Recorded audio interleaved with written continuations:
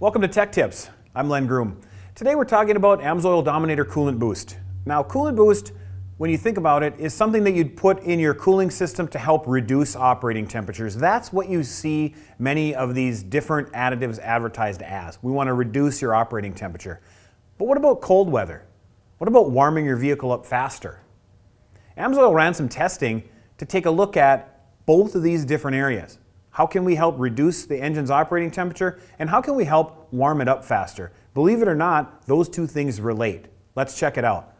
AMSOIL Dominator Coolant Boost utilizes a proprietary tiered surfactant technology. Now that's a mouthful, but really all the surfactant does is it reduces the surface tension of water and antifreeze, and it allows better contact with the metal surface.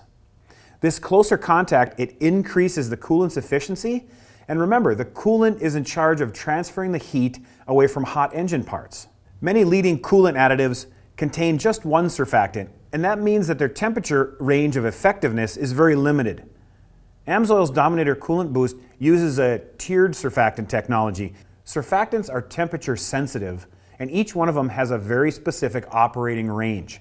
Take a look at this graphic.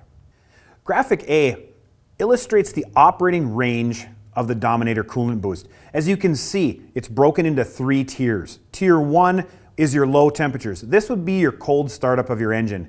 Tier 2 would be a medium temperature or your transition tier. That means that the engine is starting to warm up and approach operating temperature. Tier 3 is your high temperature. This is racing temperatures. This is hot, busy, traffic jam type of temperatures that your vehicle is going to see. Coolant Boost is capable of providing this increased efficiency all the way across all of these different temperature bands indicated here. At AMSOIL, we test everything, and Graphic B outlines the results of a test we ran in our mechanical test facility. Generally, when your antifreeze reaches 120 degrees, you feel heat coming from the defroster. We tested the time it took to run the coolant from 30 degrees to 120 degrees, and you can see the results here. Coolant without Coolant Boost took 6.3 minutes. Coolant treated with Coolant Boost only took 3.2 minutes to get to 120 degrees. That's a 49% improvement over untreated antifreeze.